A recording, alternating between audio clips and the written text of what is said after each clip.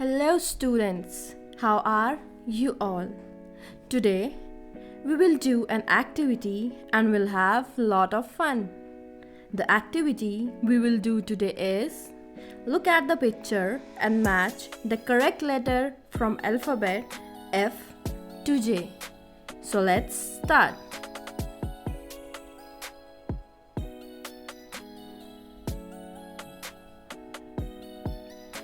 F for fish.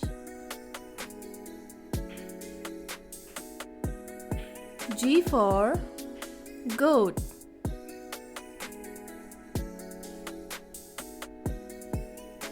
H for hen.